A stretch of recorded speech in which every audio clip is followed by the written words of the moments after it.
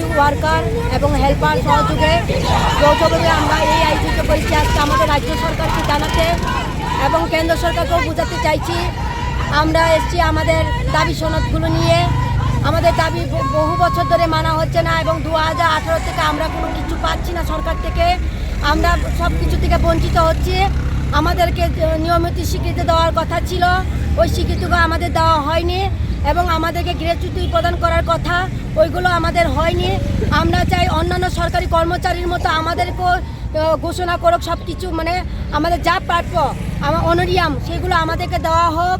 আমরা চাই সরকারকে, আমরা কি দোষ করেছি বলছে সরকার, বলছে কি সবকা সাথ সবকা বিকাশ, কিন্তু আমাদের বিকাশ কই হচ্ছে? নারীদের সবার উপরে বলছে, নারীদেরকে আমাদেরকে নির্যাতনে ফেলছে, দিন রাত 24 ঘন্টা আমাদেরকে কাজ করেছে, কাজের উপরে কাজ চাপিয়ে দেওয়া হচ্ছে, কিন্তু আমাদের মাইনে দেওয়ার সময় সরকার কোনো সিদ্ধান্ত করছে না।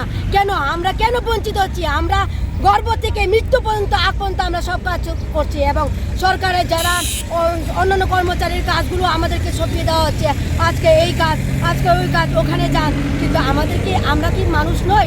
আমরা তো মানুষ, আমরা পশু নই, আমরা জানোয়ার নই, আমাদেরও ইচ্ছে আছে, আমাদের সংসার আছে। আমরা চাই রাজ্য সরকারকে আপনারা আমাদেরকে দিকে তাকুন। বলছেন নারী সবার উপরে, কিন্তু নারীদেরকে আপনারা অবহেলা করছেন, নারীদেরকে চেপে মারছেন, নারীদের পেটে আপনারা লাথ মারছেন।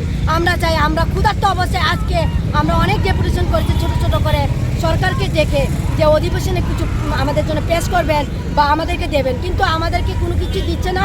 তাই আজকে আমরা এই পদ নিয়ে এখানে আমরা সিদ্ধান্ত নিতে এসেছি যে আমাদের মাননীয় মিনিস্টার, সমাজ কল্যাণ মিনিস্টার আমাদের এখানে আসুক, আমাদেরকে বলে যাক আপনাদের অধিবেশনে আপনাদের কিছু বাজেট পেশ করা হবে বা আমাদের নিয়মিত স্বীকৃতি করার যে জিনিস কথার উত্তর ছিল ওখানে, ওটাও উঠেনি।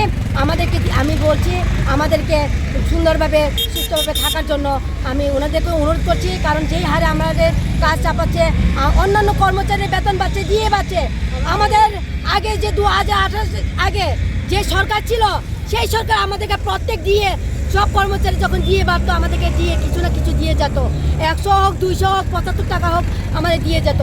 কিন্তু আমাদের এই সরকার আসার পরে আমি একবার শুধু আমরা মানে 2018-তে আমরা পেয়েছি, তাও পেয়েছি কিভাবে?